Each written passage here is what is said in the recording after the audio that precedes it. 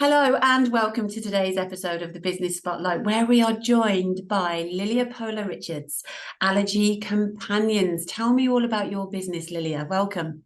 Oh, thank you. Thanks so much for having me on your podcast. Pleasure. So really the story behind my business, Allergy Companions, started a couple of years ago. Long story short, my little boy, who's turning 6 on the 20th of this month, Wow. has a severe nut allergy. He was diagnosed with this condition when he was 30 months old, and I've had to live with, this reality since then. And a couple of years ago, unfortunately, we had a restaurant serving us food covered in nuts, despite me and my husband telling them multiple times that we wanted our food to be safe, all of us, and nut-free. And despite this whole situation, which was quite upsetting and stressful for us, we wanted to do something positive. So we came up with the idea of a review platform, a place where people affected by food allergies, intolerances, and coeliac disease could come together, share their experiences of dining out, their favourite spot, or the place that was able to find one safe meal, even though their menu was quite complex, and share their experiences with other people so that others can find it. So that's very much my business in a nutshell. And since then it has evolved quite substantially, but that's sort of the principle of it. Yeah, no, that's great. So tell us a little bit more about is it a platform? Tell us a little bit more about how people can find the restaurants.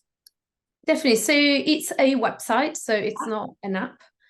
So it's really easy. You go on allergycompanions.com and you can either search by location. So you might want to find what restaurants are recommended in London, for example, and you can see a really big list of places that have been reviewed. But the beauty of the website is we opened it up to anyone. So instead of just making it specific to people that are looking for gluten-free safe options, is actually for anyone. So you could have someone in the same family, one person is celiac, the other person might be allergic to milk and nuts, as an example. So it's about finding places that can cater for you.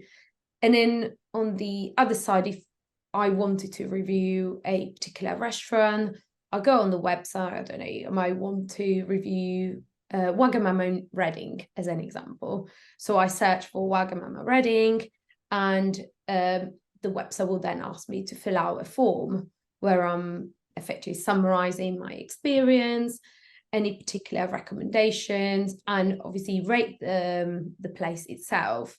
And we use a heart rating because allergies are quite an emotional and important topic to people. So we're not there like a TripAdvisor to rate a place based on how smiley the waiter was, or whether the toilets were clean, or if the food was a 5-star type restaurant or actually a simple pub. The concept is much more around people feeling safe and feeling that they have choice and they're looked after. Yeah, it's really important, I think, when you have an allergy and you want to, there's an added sort of anxiety around going out and eating and feeling safe that you're going to be served something that isn't therefore then going to make you poorly afterwards. So it's really quite spectacular what you've done. Has it been everything that you hoped it would be?